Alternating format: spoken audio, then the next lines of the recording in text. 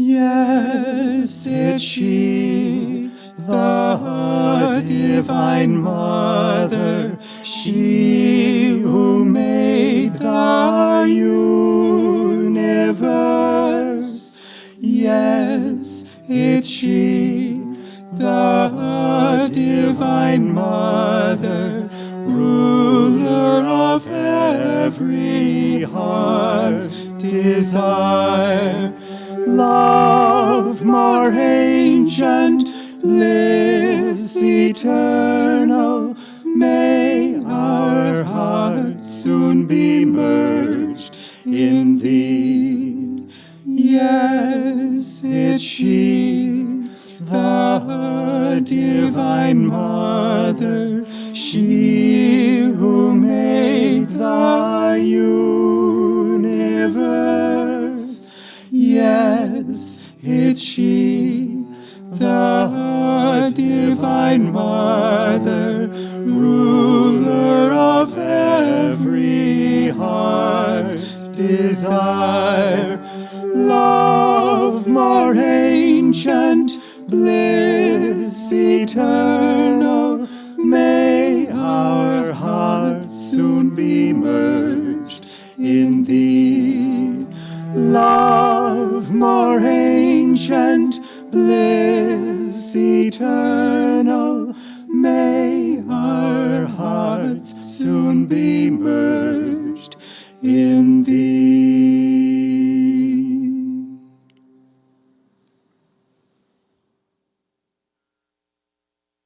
Song that Swamiji composed was to the Divine Mother, Mother of us all. No, and Farther Than the Stars. Farther Than the Stars, sorry. And the last song that he composed was for the Divine Mother. So somehow we never thought about it, and it was just such a perfect We had Ram in LA. He sang the first song Swami composed on the Tampura. It was beautiful. Those of you who know Ram, his voice is just so rich. Mm-hmm. And then we had the privilege to sing this song together, and it was just a beautiful thought. Swami starts his life to Master and Divine Mother, and then he ends it that way as well. Okay. We have been having a wonderful trip to America, and so many memories have been coming up to my mind for my last time with Swamiji. And I remember when I came here with Swamiji 3 years ago, and the spirit was so right, so joyful, so deep. And this trip, the most fascinating thing to me is that nothing really has changed since last time. The spirit is not the same, but it has become deeper. There is a deeper commitment that doesn't make me to miss Swamiji anywhere we go. His presence is there through each one of you, and we are having a wonderful time, especially at Laurelwood. This morning we went to the Ananda house. Sit not loud.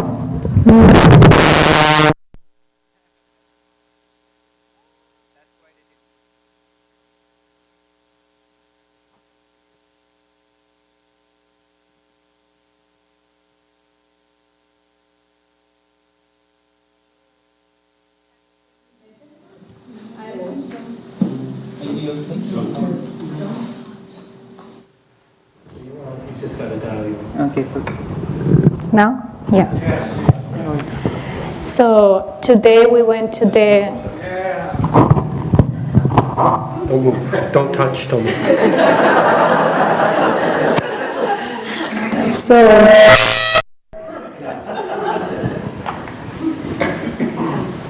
today we went to the Ananda house, and I felt so touched for what is going inside that house. And I wanted to touch Hanuman's feet. I don't know why. I just felt that he's one of those souls who are behind the scenes, and I could feel Swamiji so strongly flowing through him. And I told him, I can feel Swamiji so proud of you, what you are doing. And he so sweetly said, how Swamiji could be proud? He has no ego. and he caught me. And it's true, he had no ego, but I can see how happy he feels by the commitment that we are bringing each one of us as individual.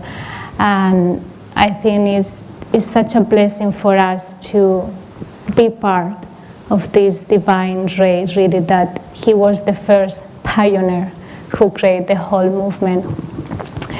So anyway, we didn't have anything prepared, so I am hoping that all of you want to know Shurjo, since Not much it is to know. his first time in America, he can share whatever he feels, and then we will be very happy to ask any question or... We won't be asking the questions. You can ask us any question, and we will be happy to answer if we know the answer.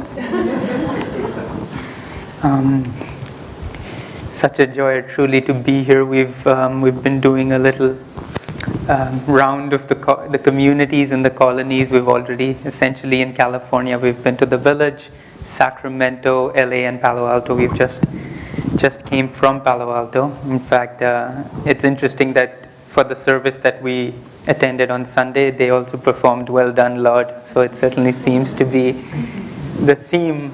It's just well done to Swami and to him for what he's given us, the gift. And part of our desire to see every place is, for me, just to get a nice idea of what Swami's created, what all of you have created here in America, but more so to really deepen our friendships and our connections that bind Ananda and keep Ananda united, and to know that, as Daiva was saying, that's what Swami's job essentially was. He went all around and he kept that thread tied between all of us, and now I think it'll be all of our responsibility to do that. And one thing that I have especially, which has touched me especially, to see how the vibration of Ananda, even coming from India, we landed in Ananda village and everybody asked me, how does it feel like? And it just felt like nothing's changed. It just feels like such a familiar vibration, but at the same time, each place has such a unique flavor to it, something very special in each place that's just different, even though that vibration is so strong and so familiar. And one thing that's really been very special on this trip is we've had an opportunity to connect with a lot of people of our age group in the village. Right after the Moksha Mandir celebration, a group of around 25 of us got together just to spend some time together, because lately Narayani and I have been just thinking about the fact that when Swami started Ananda, he had a group of just divine souls around him, helping him, and the bonds that they created in those early years, living together, serving together, those are the bonds that you can say sustains us now, even though we've spread out from that center point. But in our case, it's the opposite. We've already spread ourselves out and we're all kind of growing up apart from each other a little bit. And it just seems like in order to continue the power that Ananda shares through that connection and friendship, our generation is going to have to put out a little effort and energy to make those connections and those bonds. And so with that idea in mind, we thought, let's get together a little bit.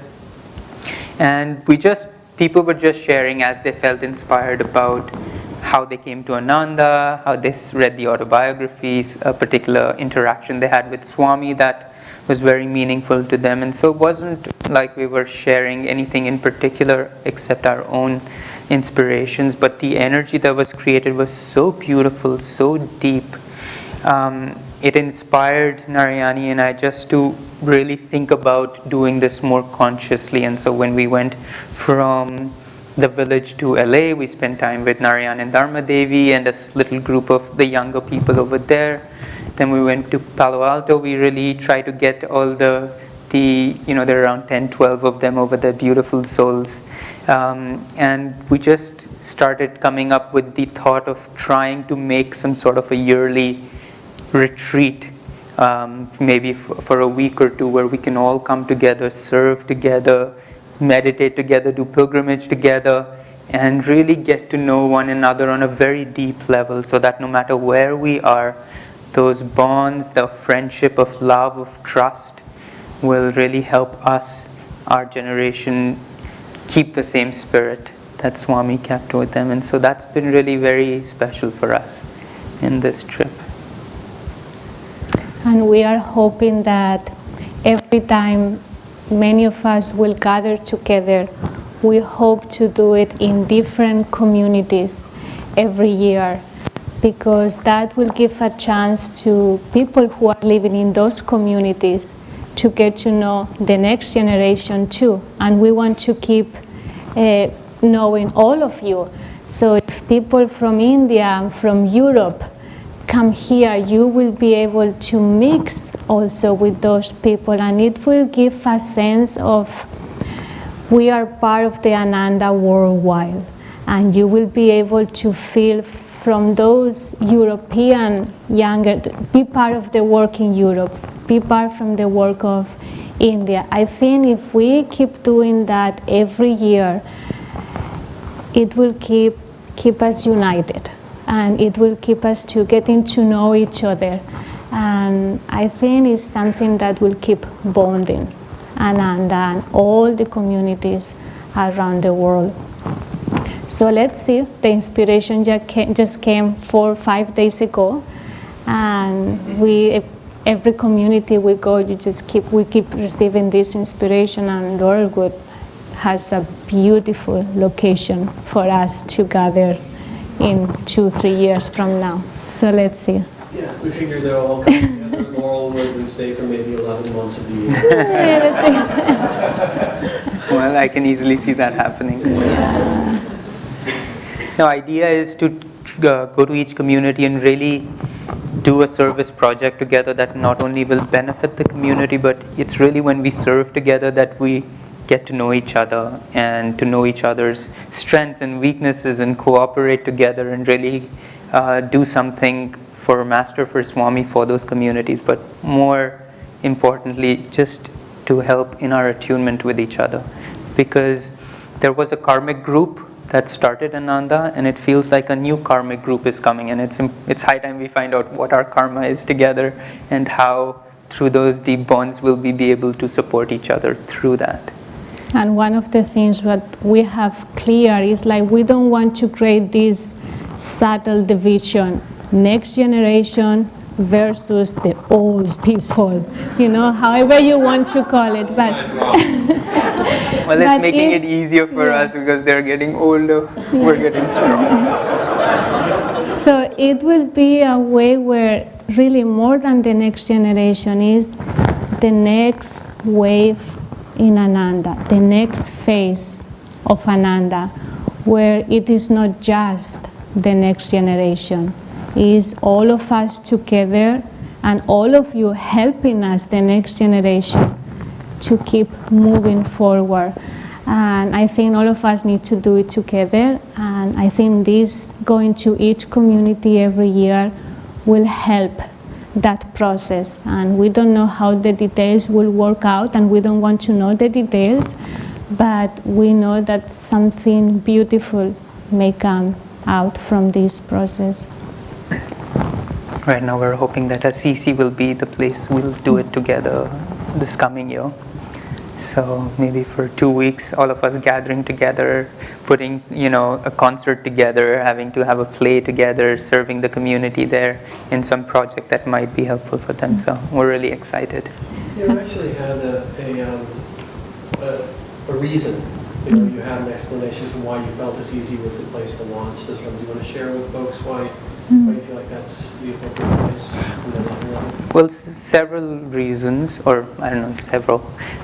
One, Assisi is of course kind of easier for all of us to get to. It's not, the travel is a little easier, but also part of, we were thinking both Laurelwood and the farm out in Palo Alto as places that really could use a lot of support, a lot of young energy to come and help with large projects. But since this will be the first time we are getting together, we didn't want to take on any large project. We wanted to go to a community that was already established. Everything was easy, and spend more time to get to know each other on a level where we're not thrown directly into a place where we don't know each other's energies yet. We haven't really worked with each other yet, and so that wouldn't be the best start for us. And so we thought Assisi seems to be a good middle ground that way. And then it's a beautiful place, beautiful pilgrimage spots around, so that'll be a deep experience for all of us. And that's what we have. And now since Shurjo has gotten his 10 years visa for the US, that means that we can come often to America in the next few years. So let's see.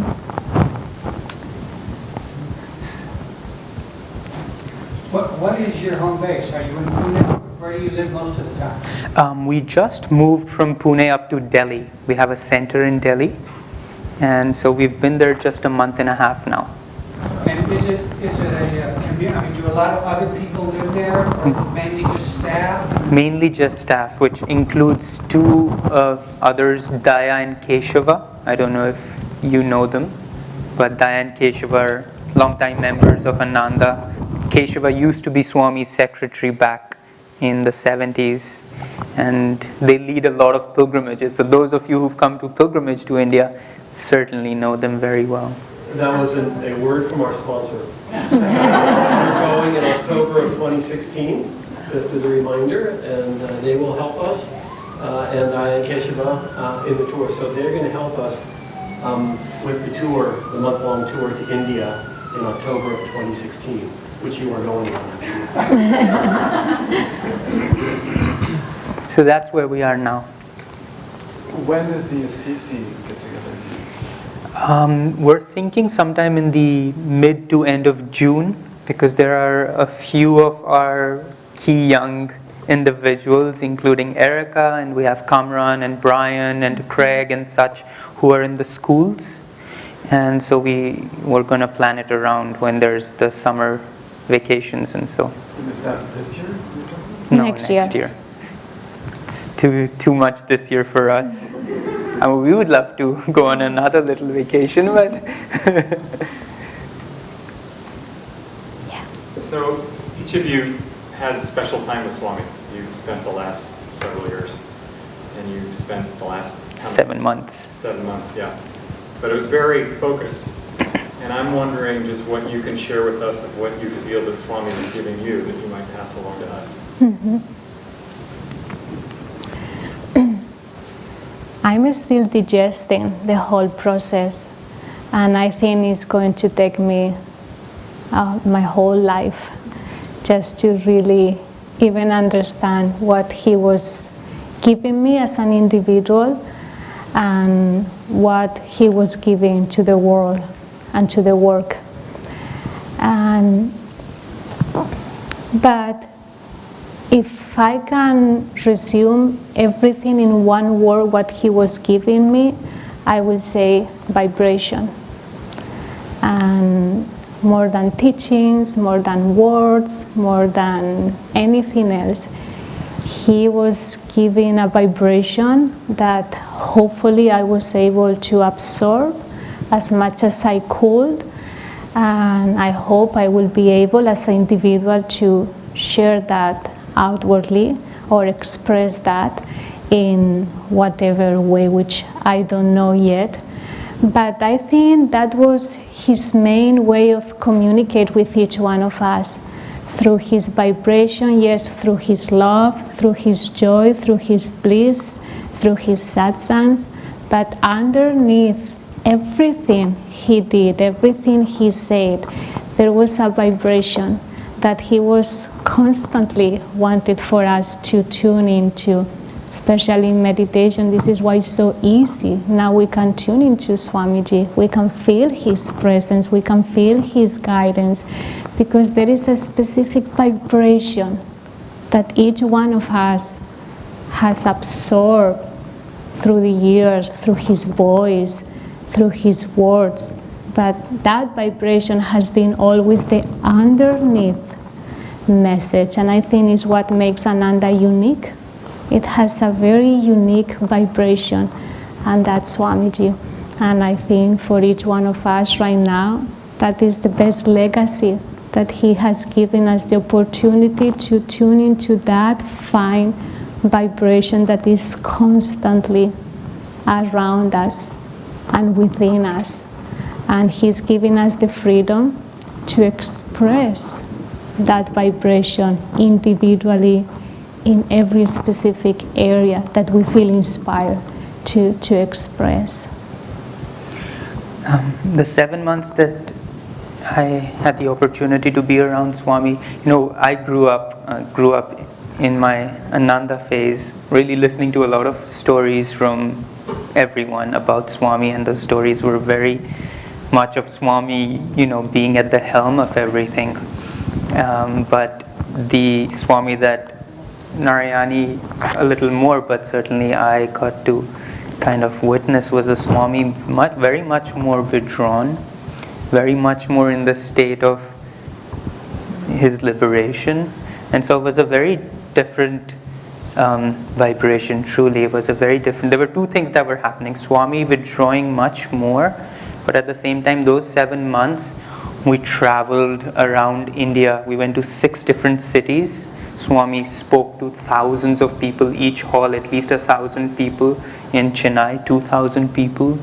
And just giving them kind of circling India, giving each place a little shot of some energy, and then coming back and then withdrawing again into a much more quieter space. There were many times we won't speak, we'd just be sitting there. Swami would be sitting, we'll have tea, but there'll be no conversation, which is unusual normally for Swami. He was always trying to lighten the mood. He was always trying to, never giving you specific teachings, but always sharing himself in that joy that he felt. But this was very different. And part of what I did feel that Swami was really trying to accomplish in that is, he started writing, he wrote a few books during that period. He wrote online lessons, new online lessons that are available in India. But it was really about expansion. Swami was withdrawing, he knew that. But somehow in his mind he was still thinking about, how can we get the Akash out there more? How can we get the material success course out there more? How can we attract more young people? That was part of a lot of his thought during that period. And so I think, and I hope that in our little time that we got to spend with Swami, we can somehow really think about what's next. And especially now in his absence, the question's a little more, it's a little harder to answer, but I think it'll give each of us that opportunity to tune into his vibration more. For some reason, it seems like by Swami leaving the body, nothing has ended. Somehow, it's not even a continuation, it's like a new beginning. And if we tune into that, I think wonderful things are about to happen. In fact, they are already happening. And if we tune into that new expansion, and I think many of us are ready, is why he felt that he could go freely without being worried about anything. His job was done. He was really very much in trust in each one of us. No? Just, I trust you all, and now I can go. There is nothing that really I need to do. I know that all of you will carry on, and he left very free, very, very, very free. One of the threads that connects almost everyone in Ananda is the autobiography of the yogi, the stories that Yogananda remembered from the spiritual people that he visited. And of course, Swami's book, The Path, as well. Have you been writing down your memories and experiences with Swamiji so that we can have another thread to weave the tapestry with? Yes, a few months ago I felt really, really inspired I felt also emotionally ready to start thinking about Swami without crying, and thinking about him and the stories, and oh, he said this for this reason, for the other. So I wrote 80, 100 pages with many of the stories, and then I stopped because many other things were going on in India, and I just couldn't give enough focus and energy to the book. But now, all of a sudden, I'm feeling again inspired, maybe for the Moksha Mandir energy by being in Swami's house again in Ananda village. And I'm coming back, and I hope that will be one of my priorities, one of the main projects that I want to give 100% energy. And I hope that by the end of this year, the book, something will be finished, and all of you will be able to read it. But yes, my mind is there, especially right now. After these 2-3 weeks in America, I just can feel again like, okay, the time has come and I should be focused. And there are many, many great stories that I hope you all enjoy.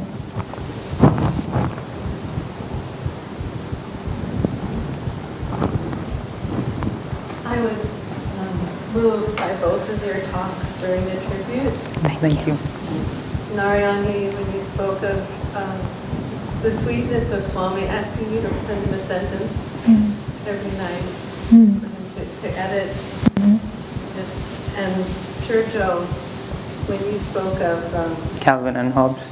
That's what everyone's been telling me. I loved your comment on. I hope I said more than that. No, it was your awareness that you had changed so much during that 7 months because you had been focusing on Swamiji. And that was very helpful for me because it can be a little confusing. Yeah. Because Swami didn't want us to focus on him in a certain way.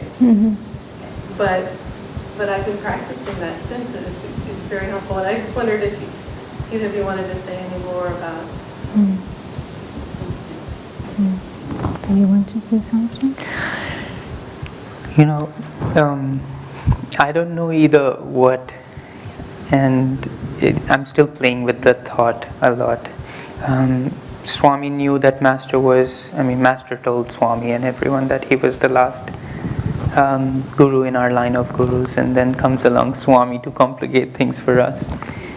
And I'm still trying to figure out what it is, what's the purpose of a channel, how important is the channel, what should we focus on.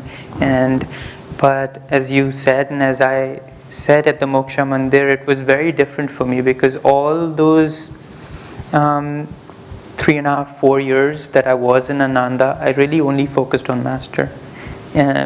Because, I think that's what Swami wanted for all of us to do. And so I was really just creating a very deep connection with Master, which was great. And it's still true till this day. But for those 7 months, the focus shifted slightly.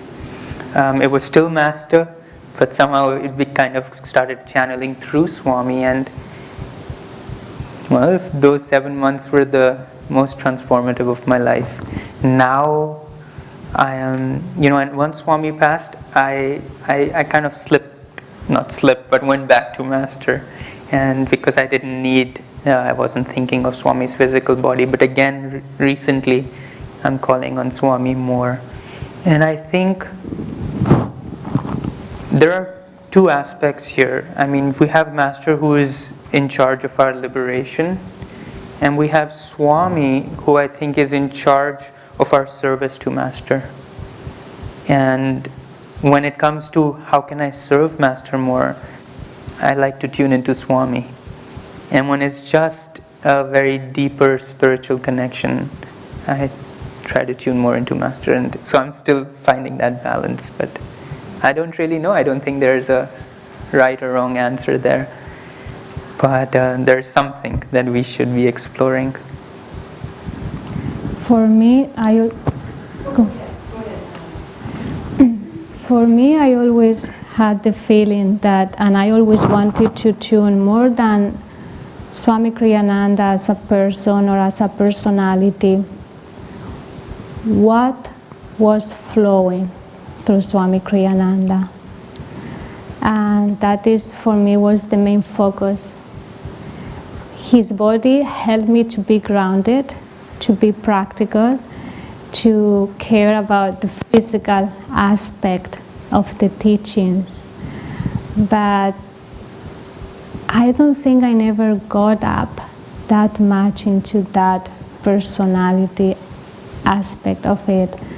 I kept reminding myself of what I really needed to be tuned into was what was flowing through him, what was trying to happen, who he wanted to meet, for what purpose. I always wanted to tune into the underneath rather than the superficial, the form, and that was very helpful for me. So when we say focus about him, yes, absolutely, it's very helpful. I mean, we have his music, his books, everything, but him as a human being, it wasn't him that much. It's what was flowing through him. And that is very helpful maybe for that thing, how we can focus to him but not get up in that personal aspect of it, or the form in itself. We've both spoken about the vibration that we felt from Swami and that it's pervading, the Ananda communities. And I want to know how you feel young people are going to they'll take the vibration, but there'll be more. What does that look like to you at this point? The meeting of the young people, have you been able to articulate that? I remember I had so many troubles even to be part of the youth, because I never considered, I didn't want to be part of the youth group. Somehow I just always felt like I'm going to be part of something, like something close. I didn't want to be part of that. But the mistake that I had is like I put all that into the youth. And it's even beyond that. It's a movement that is going to be generated by each one of you. It's not us. I mean, Swamiji says so many times. I mean, I feel myself like a 7, 8 years old. I mean, I don't feel myself I have 80 years old. But I think what we will do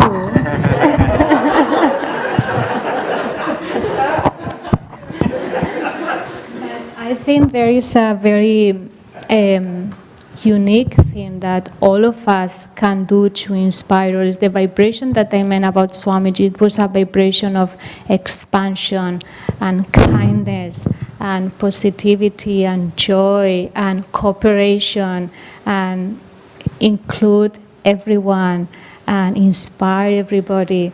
So I think people, whether they belong to this path or not, they will recognize that vibration and they will want to be part. And then eventually people will be part of this movement. But truly it's beyond age.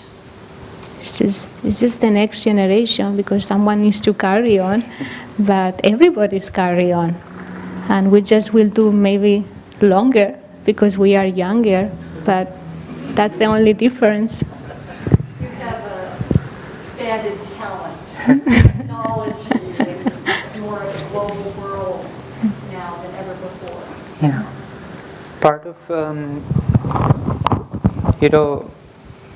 what's been set right now, which is what we call Ananda, is so many years of really focusing who we are, what we stand for, and I think we've come to a stage where each of us know who we are, and we're masters, we're swamis, this is who we are, this is what we do. And it feels like this next generation, our job will be to move from that center out more and start including much more. We couldn't do that before because had we done that, it would dilute who we are because we would have brought many kind of, you can say, conflicting directions into what Ananda was. But now it's just so solid. We have such beautiful examples of it all over the place. I think from that solidity, from that deep understanding, we can now, I think, our generation or even us, because this is what Narayani and I are personally feeling. I can't really speak to whether it's our generation or not. Just feel like we want everyone to be part of this at whichever level they can be a part of it. Not for discipleship, not for kriya, but for life and for joy and for bliss. And so how that will manifest, we don't know. But yes, you're right, we do have so many more tools now that we can use. And I think everybody's feeling that. We were talking to a group in Palo Alto, and they're feeling that they want to, one of them said, I love to go out and surf. And so maybe I can make a video of that and I can somehow tie it into how my meditation and my spiritual life helps me surf. And that's going to be, so some surfer out there is going to see that video and it's going to touch him, not to necessarily jump and move into Ananda, but it's going to touch him to somehow apply these teachings, apply these principles in their life. And I think that's what we would like to see. Just how can we now grow this vibration and allow it to permeate society? We're calling it, how are we going to plant agents, around the world in everything. There's a very sweet young man in our work in LA. His name is Keshava. He's the son of someone whose name I can't remember. And, he's trying to be an actor. And I'm sure he'll be a great actor. He's just got such a beautiful presence. And we were just talking and I was like, oh, I really hope he succeeds. And Asha said, well, on one level you hope he doesn't succeed also, because then you never know what that life can do to you. But the more I think of it is, I would love for him to succeed so that he goes into that industry and he becomes a yogi there, and he, infects everyone with his joy and his love. And I think that's what we will see more. Ananda will move out of being a form to really being a vibration. And that's how Swami always saw Ananda. He never spoke to people just who were disciples. He never spoke to individuals just because they loved Master. He spoke to them because he wanted them to experience bliss. And I think that's what we want to do, all of us. But we couldn't do that before. And I think we can do it now with a little caution and with a lot of support from all of you. So, let's see. When you're in India and Italy, are the satsangs and services done in English? And if so, was there somebody also doing a translation? I was wondering. In India, it's always in English. We haven't yet done anything in the local languages. I myself, several people ask me, why don't you teach in Hindi, which is the local language of India, the national language. And I could never present these teachings in Hindi. I mean, words like consciousness and vibration, and it's just, I don't know the words for them. So I personally could never do that. We're trying to get more of our congregation members to start teaching a little classes in the local languages. India has 26 languages, and all of them different. It's not like if you speak one, you might get the other. They're just very different. Several of them have scripts, just different scripts altogether, so you can't even read them. So it's going to be a huge task. But in Italy, they teach in Italian mostly, and they have simultaneous translations in German, English, and sometimes if there's a group, say from Croatia, or if there's a group from France or something, then they have simultaneous translations going on through some sort of an earpiece.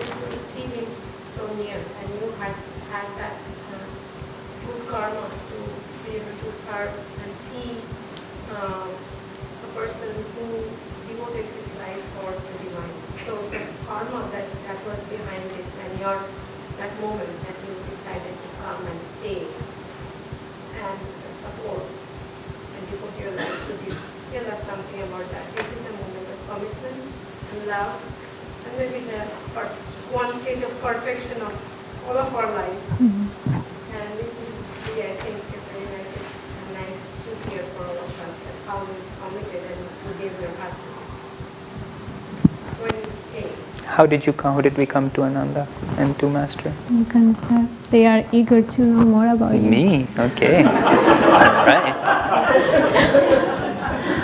I didn't realize I was so important.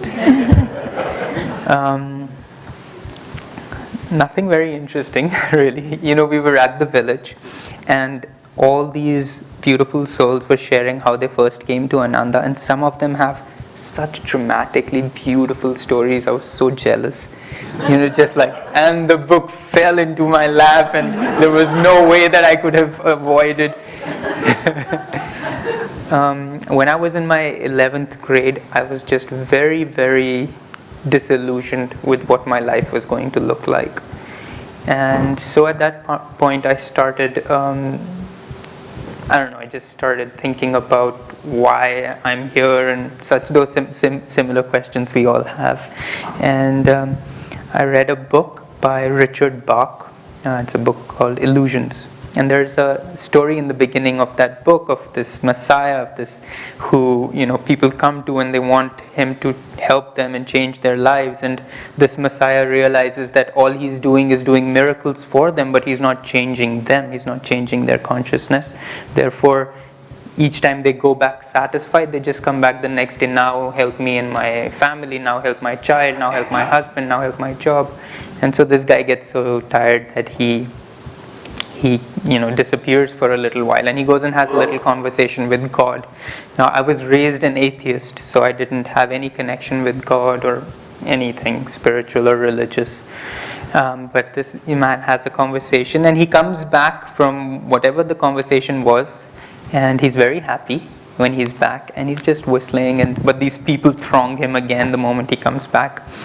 And there again, bless my baby, help my this, do this for me. And he says, I'll do all of that if you can answer me this one question.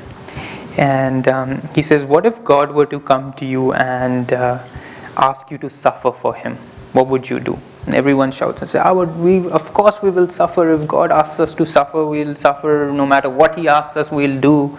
And then he keeps intensifying. Are you sure you could really suffer? I mean, I'm talking about very, deep suffering where you're burning in, it's just like everything's fire all around you. Do you think you can? Everybody's just, the more he asks them, the more excited they get about their suffering.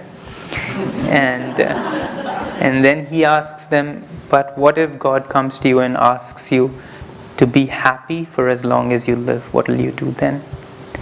And obviously no one can say anything. And that question just hit me, and I said, wow, I can't even be happy if I choose to be. And so that really kind of, I would say, started my search to just be happy, because I knew I wasn't.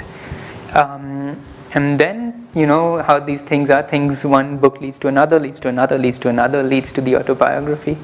When I was in college, my second year, the book was sitting in my home for 8 years. So go figure. I wasn't ready, I guess. And read the book, knew that my life was for a master, didn't know what that meant.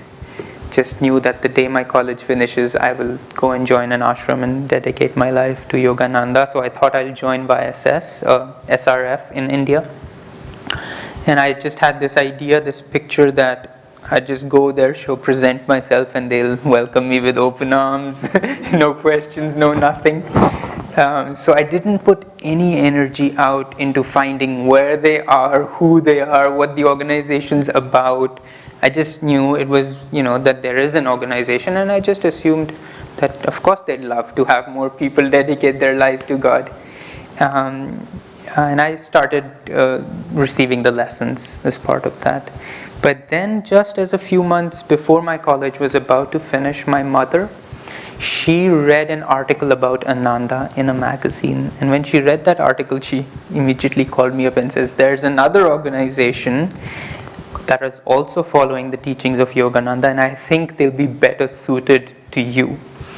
Because she was always a little worried that if I go into a traditional ashram, since I wasn't raised in that culture, I wouldn't know what mantras to say and which hand to use for what. And so she was a little worried that I'd be completely lost and picked on at the ashram for not knowing these, important things. And the moment she told me about Ananda, I just felt that I needed to go and check this place out. And I flew down to Pune. And they had just bought the property there, and Swami was doing the land blessing, the Bhumi Puja. And so I was there, and the moment I got there, I said, this is it, this is home. And 3 months later, I did bring my bags, I did present myself, and they did accept me. And so I'm glad for that. And that was it. Since then, I didn't know Swami at all. I'd never heard of him. I didn't know, I didn't even know how big a deal a direct disciple was, because I didn't know anything about the guru-disciple real relationship. I just knew Master, and This was 2009. And that was it. And then little by little, I heard more about Swami, who he was, familiarized myself with him, started feeling his vibration as part of Ananda, and got to be with him. And that was just something, I would tell in my classes sometimes that we think of people who we idolize. I don't know in America who you idolize, but in India I would use the name of, Sachin Tendulkar or some famous sports person. And we think, oh, these people are so great. But if we spent even 2 days with them in their house, lived with them, you'd immediately see they have the same issues we have. They're just as unhappy. They're just as not in control of themselves and their lives. And, all that we raise them at the pedestal is just lost there. But to even live with Swami for 2 days, you just see all he thought, how can I serve my Guru, and how can I deepen my attunement? That's it. Every word he uttered was reflecting those two thoughts. Every action he did was reflecting those two thoughts. And when you see that, then you know what's a saint and whom to idolize. So that was special. Hanuman, did you have?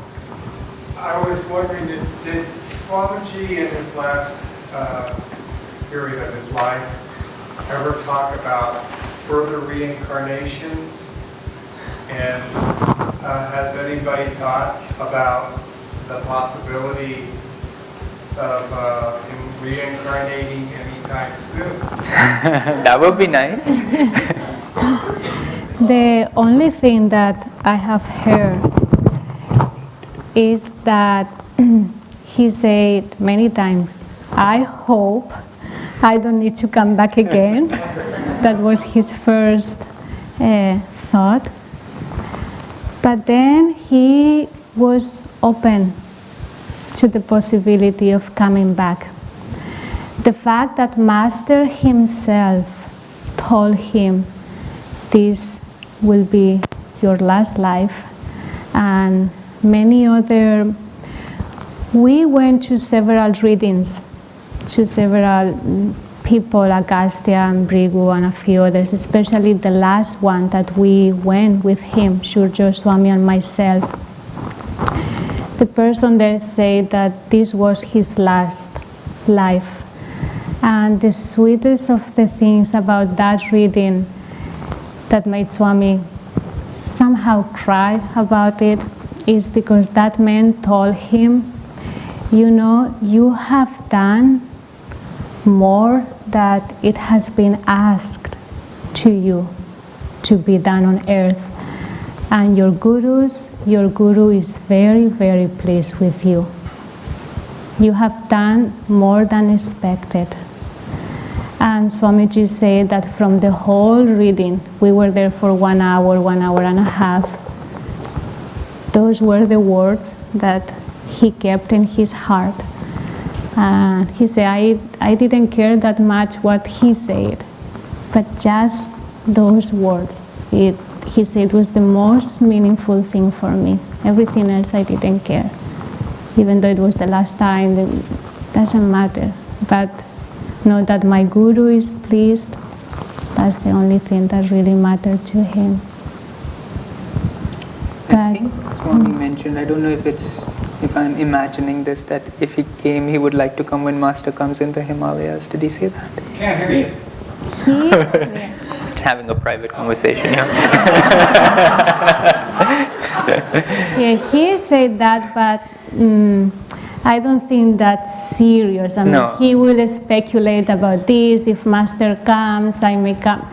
But not in a very serious No, he didn't. He said if way. he came, he hoped he could come when Master came and be with him in the Himalayas. So that's something he said. But that means to us, I mean, I got the feeling that whether it's his last life or not, he's always be willing to come if his guru comes.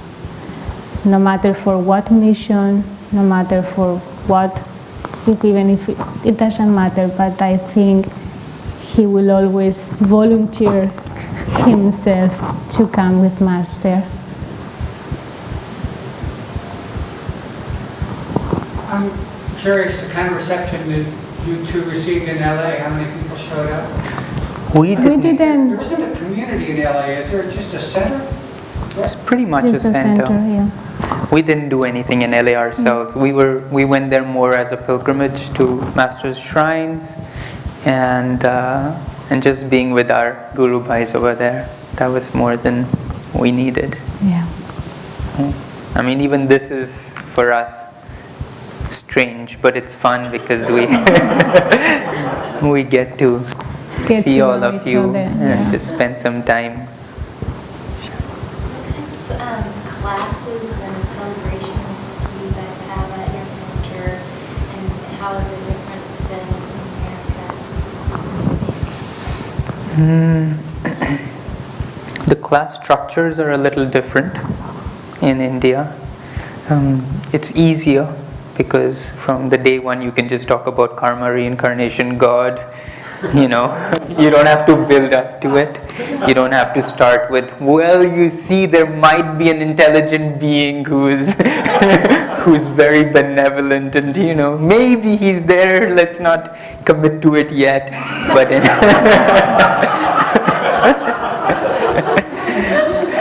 in India, you just say, you see, God's there. You're gonna get good karma. You're gonna get bad karma. Do you want to come again?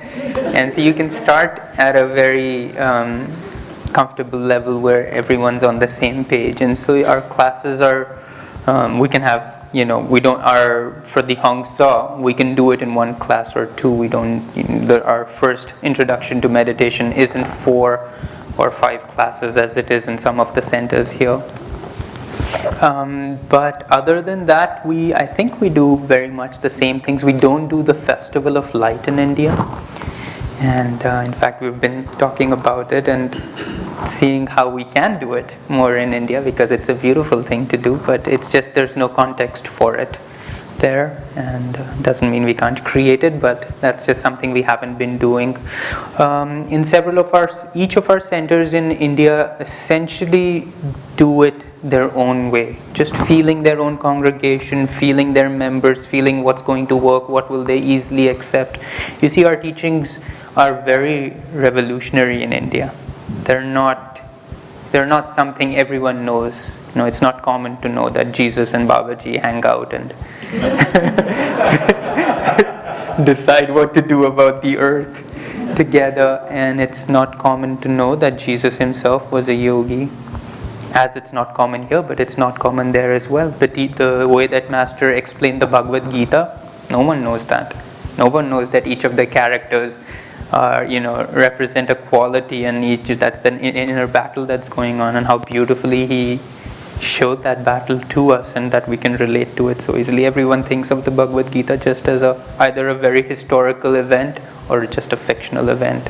And so our teachings are revolutionary that way, and so it's still, we have to see how people accept them, what's going to work for them, what isn't. So each center does its own thing. We have 6 or 7 centers in India,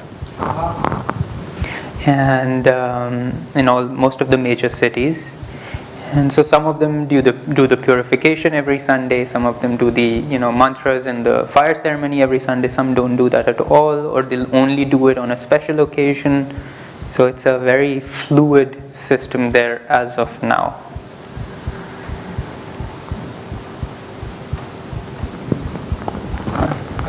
I just want to say how much I appreciate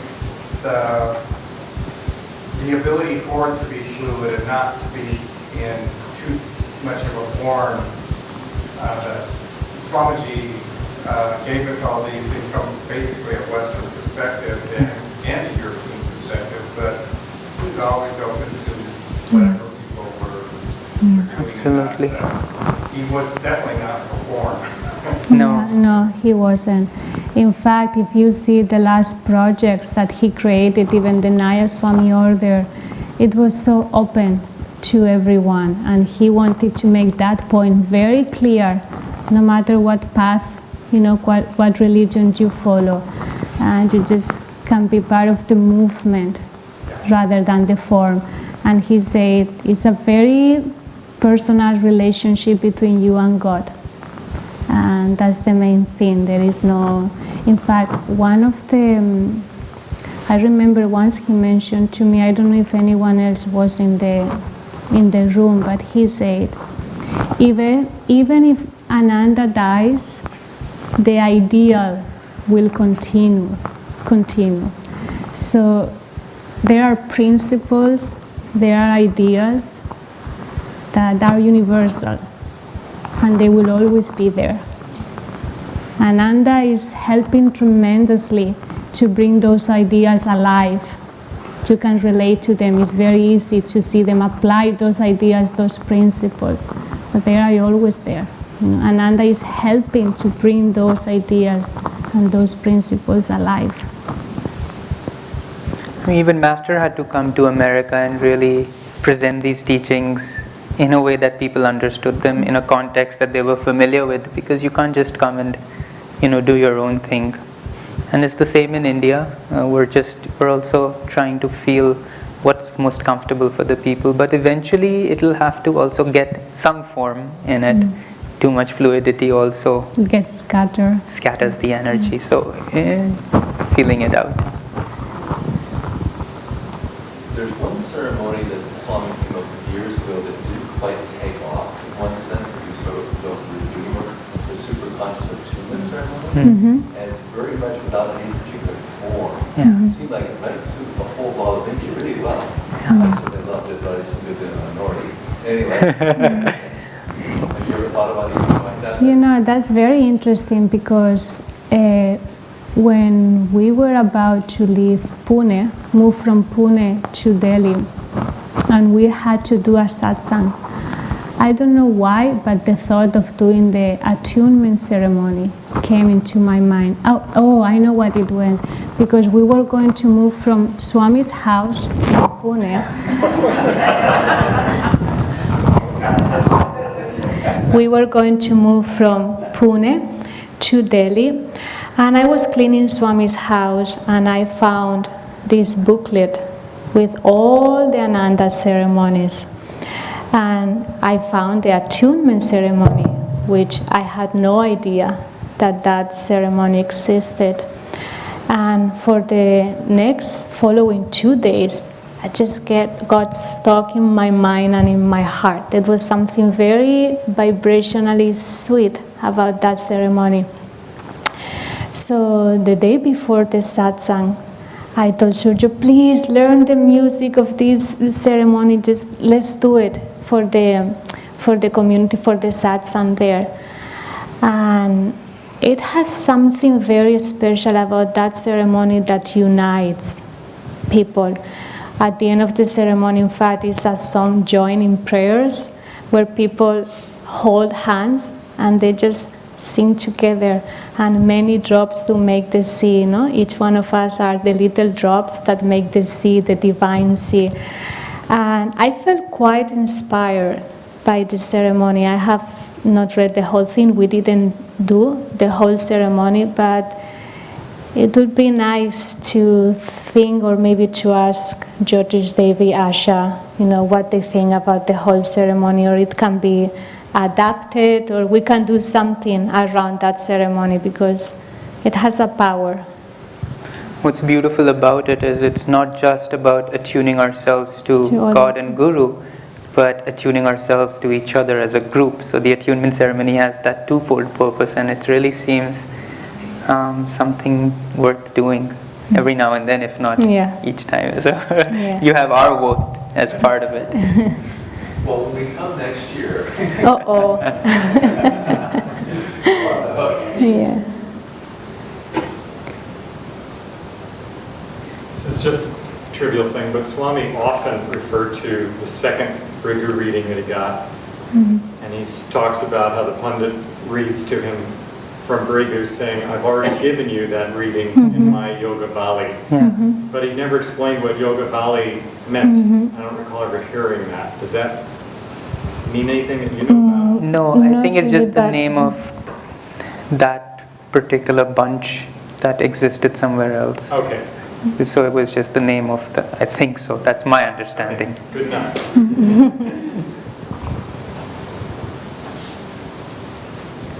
Swami had a television series when I was living over there. Every day, 365 days, these lessons that he would give. Is that still going on?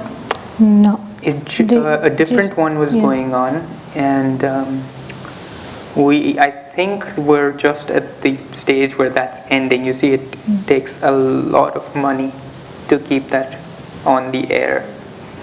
And we recently did a little survey of sorts, trying to see how many people who've come to Ananda in this last year or so have seen that or have known about it, and it's just not been that many. So we've made the unfortunate decision, but it'll free up a lot of required thing right now, and maybe some other time. But essentially, we were playing the old ones again, and it may still be running, but I think it's just at the stage where it's about to end. But now with the movie The Answer, Awake, I think those are going to be very powerful media that hopefully will attract many people to Ananda to get to know Master, Swamiji. And I don't know if you have seen the movie The Answer. It's wonderful. Some of them would have, yeah. I'm sorry, you were part of that movie. We were part of the original script. The original script had a young boy, a young man, let's say, meeting Swami Kriyananda. He's confused, he doesn't know what he wants to do in his life, and so he meets Swami Kriyananda. He hears Swami Kriyananda speak at a public setting, and meets him and essentially asks Swamiji these questions. And Swami relates the story of his life as the answer to those questions. And so that was the original format of the film, and we did film that entire scene with Narayani, Swami, and me. It was lots of fun to film it, but at the end, as happens in most movies, things just evolve and change. And when we saw the trailer for the first time, it just felt that somehow this, there was a certain simplicity in the way it was done that wouldn't have matched the dramatized aspect of it. And so I think the filmmakers would have had to make that decision that they wouldn't have been able to bring it together at the same level.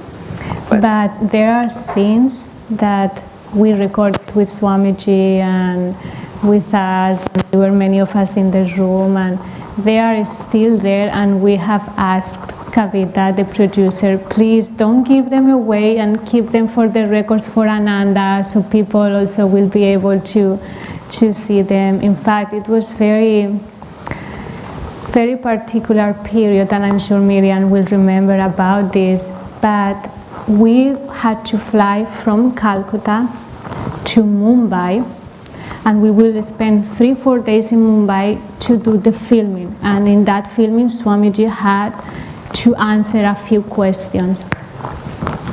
So, flying from Calcutta to Mumbai, on that flight, Swamiji lost his hearing. That was the moment. So, the next very day, the filming started. So anyway, Miriam and I were a little bit, so we had to take Swamiji to the doctor, and they said, we don't know what is going to happen, let's wait and let's see. So anyway, we came back with Swamiji. He was unable to hear nothing, zero. So the next day came, and the crew was there, all these cameras, and Swamiji woke up. He said, I just don't hear anything. Nothing. I mean, it was very, very difficult, and we didn't know what was going to happen. I mean, all the people were there, all those crew, all those cameras. So what we had to do, I mean, bless Swami's heart, we had to write in a big whiteboard all the questions. So when the camera will face Swamiji, Swamiji will read. I would say the question, but he would read the question. He had to read the question and then answer to the camera. So those 3 days, did it like that. So he wasn't able to hear anything, nor the director, nor any of us. I mean, I remember Miriam, we had to speak with him loudly and with signs and with signals, and it was so hard, but he never gave up. He was there to film the movie, and he was going to be there no matter what, and it was up to us to come with the ideas, because he was going to film that movie. And for me, it was a great lesson about no matter what happens, if we are there to do a project and it's going to be for master, I mean, it doesn't matter, even if we are, we have to put our energy into it. There was Finish. There was a fun little scene in which, Swami was, as we said at that time, we were going from city to city, and so part of the whole thing was Swami was in Calcutta to give a public talk. And so the director thought we'd make use of that period for the young boy to be at that talk, listen to Swami and get inspired there, and then want to meet him. But we couldn't tell the administrators of that building that we're filming for a movie, because then you need a whole set of different permissions. So we just said we're just filming for our own records and archives. And so they were filming, this boy looking up at Swami, holding the autobiography in his hand, just extremely inspired by it. And so at the end of the talk, it was planned that as Swami was exiting the hall and getting into his car, this boy would come running to Swami and say, Swami, I really need to talk to you. And Swami just, wouldn't have the time, and he would have had to leave. And this boy would be a little disappointed, and then later on find him some other way. And we repeated this to Swami, I think 20 times. It doesn't matter if you see Shurjo, ignore him, because we are going to record, so please, Swami, ignore him. So Shurjo is going to ask you something, don't pay attention, just go, I think 20 to 25 times. And so it's just like, Shurjo's going to come, he's going to say, Swami, I need to talk to you, and you just need to keep moving. Fine. Finally it comes, and we couldn't have another take because, we weren't filming. So it couldn't be like, cut, let's do it again. You need to stop moving.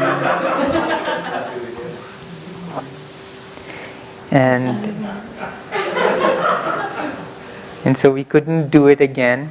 And so Swami's exiting, and I come and I'm saying, Swami, and Swami forgets all about, and he's like, yes, Shurjo, and he starts coming towards me, and Narayani, who's holding him, was like, trying to make sure, but, it wasn't his nature not to respond. Here comes this boy, and he's saying, Swami, and Swami's just without thinking, immediately I have to give my energy to this person. There's no idea we're filming, and everyone's trying to make sure. We are almost falling, and you can see through the camera. Swami going there with the two there. And then Swami finally realizes, and then he's like, I can't now. he tries to make up some little thing for it. Anyway, it was very sweet. I don't know how it finally came out. So yes, that recording doesn't match at all with the answer. It's a big difference. So. Yeah. But he had to go suddenly to Calcutta to Bombay. Because the filming was going to happen in Bombay. In one of the hotels. In a hotel. So then it was that this boy Gopal finds Swami's hotel, tries to speak to Swami. Narayani, who's Swami's assistant, does not let him in. So there's this whole drama and tension. And so there I am closing the door on his face. No, you cannot enter. Like it's like. And then Swami says from inside, "It's okay, let him come." And and then the conversation starts, and then it's all in retrospect and reminiscing flashbacks of his life. And at the end of it was very beautiful because at the end of it, the movie was to end with this boy. His name was Gopal. Says, Swami, I want to be your disciple. And then he kneels and Swami blesses him and accepts him as his disciple. So it was just a nice little ending. We could probably go on for a very long time. Yeah. I think it's a sign that they have to come back soon. Yes. And I think it's a sign, look in the mirror, ignore the wrinkles or other attributes. Ask if you are part of the next generation. Yes. And if you are, then you have to go to Assisi and to India, to all these other colonies and tie the work together. Yeah. Really part of the charge that Swamiji left them with, both as a byproduct of the privilege they had to be with him, but also as a byproduct of the natures that they incarnated with, was to help unite this global work, heart to heart, aspiration to aspiration, friendship to friendship. And it's just so sweet to have you come and share with us this time. Can we all stand and send them our love?